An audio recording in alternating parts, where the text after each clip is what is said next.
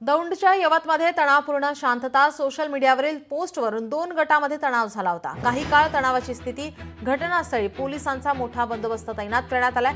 सध्या परिस्थिती नियंत्रणात असल्याची पोलिसांनी माहिती दिली आहे.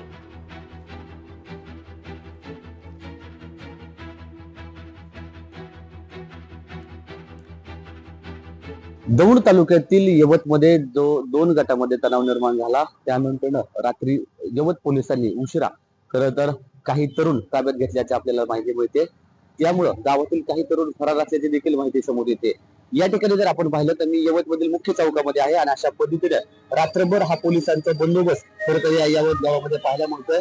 चौकात खरं तर पोलीस आपल्याला पाहायला मिळत आहेत. जे काय अंतर्गत रस्ते आहेत याच्यात देखील इथून पोलीस हे खरं तर यवत परिसरामध्ये फेरी करत असल्याचं आपल्याला एकंदर पाहायला मिळतंय. आपण जर पाहिलं तर मी यवत गावामधील ज्या मुख्य चौकामध्ये आहे, या ठिकाणी हे जे काही खरं तर हे दुकान आहेत, हे दुकानं सध्या आपल्याला बंद असल्याचं आपल्याला पाहायला मिळतंय. सकाळची वेळ आहे. खरं तर पुण्याचे जिल्हाधिकारी यांनी या ठिकाणी जमावबंदी आदेश लागू केल्यानंतर खरं तर यवत गावामध्ये शुकशुकाट असल्याचं पाहायला मिळतंय. खरं तर आता काल जो 2 गटामध्ये तणाव झाला यामध्ये खरं तर पोलिसांनी वेळीच हस्तक्षेप केल्यामुळं त्या ठिकाणचा जमावाला पांगवण्यात यश आल्यामुळं खरं तर जो काही लोक पांगले आले त्याच्यामुळे पुढील जो काय अनर्थ आहे हा खरं तर टळलाय. त्याच्यामुळं या ठिकाणी जर आपण पाहिलं तर पुणे ग्रामीण पोलिसांनी योग्य वेळीच हस्तक्षेप केल्यानंतर या ठिकाणी जर आपण पाहिलं तर यवत गावामध्ये तणावपूर्ण शांतता आपल्याला पाहायला मिळते.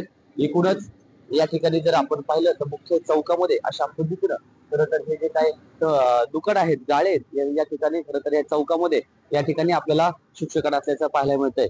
एकूणच आता जो काही काल या ठिकाणी घटना घडली, या घटनेनंतर आता पोलिसांनी काही जणांना ताब्यात घेतल्याची आपल्याला माहिती मिळते.